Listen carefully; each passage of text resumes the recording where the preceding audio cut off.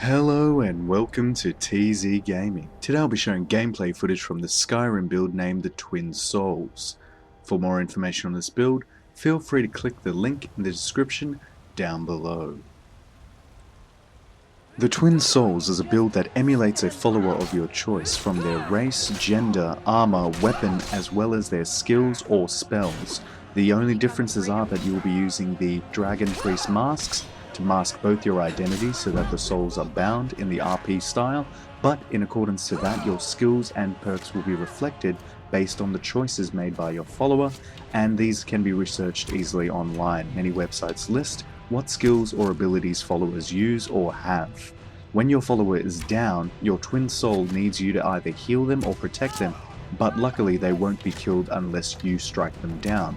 So in this meantime you can then try to get the aggro of the opponent, and while the opponent is distracted, your twin soul can either be healed or come in and use ranged attacks and be safe. You can juggle aggro between yourself and your twin soul, and this is a great way to mitigate a lot of damage, especially if the opponent you are versing is, say, a war chief or a high level tiered opponent. If you manage to corner the opponent, try to sandwich them between you and your twin soul. This is a great way to have free reign on the opponent without them blocking either your attacks or the attacks of your twin soul, and you'll be able to take them down even quicker, especially if they have a shield.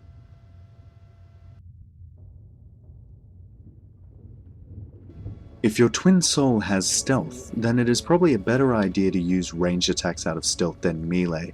Though followers have a high grade of stealth skill, even with gear, they still seem to be detected more often than they are able to get a sneak attack off, especially on master difficulty.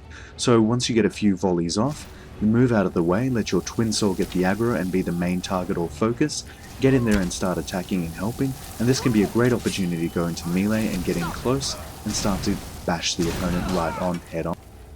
If they are magic type, then it's even better, as you'll be able to bash them head on and not allow them to cast any spells. If they have any thralls, try not to focus on them, maybe hit them once to try to break them, but your follower usually will take them down. If not, worst case scenario, take out a different weapon and take them down with ranged or spell attacks, and then continue on with the main target. By also emulating the combat style of your twin soul, you'll be able to mitigate and balance out aggro even better.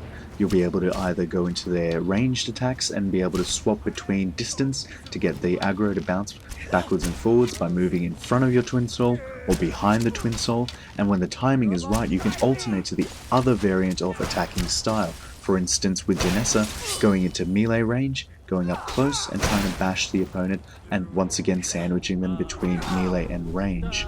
Though, if the worst comes to worst and the opponent heals, it can be a better situation to actually run up close and corner them right into a situation where they can't even move. Another powerful tactic is creating a physical wall using your twin soul and yourself to corner the enemy where they can't even run if they need to. You can use a fear spell at this point, they'll be stuck on the spot, and you'll have even more free reign to kill them at your own leisure. If your twin soul is a magic type, you'll be able to kite opponents effectively, especially when using lightning magic. It's very quick and can bounce and do damage to all opponents. This is a great way to not have to just focus on one opponent, but bouncing your damage around. You can attack one from the left, while your twin soul attacks one from the right, and you'll be damaging both equally in a consistent way, especially if your talents are perked. If your twin soul happens to be knocked down or over, you can give that time to yourself to get even greater distance and be able to either heal your twin soul or just run around to the opposite side and twin sandwich them again.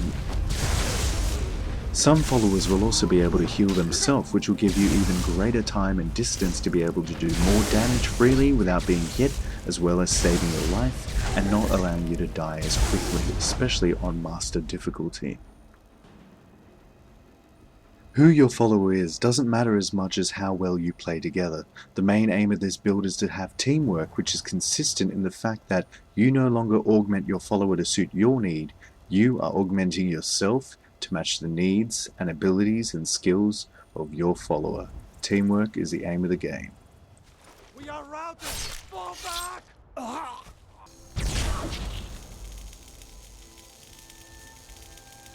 Now, we roil and reshape the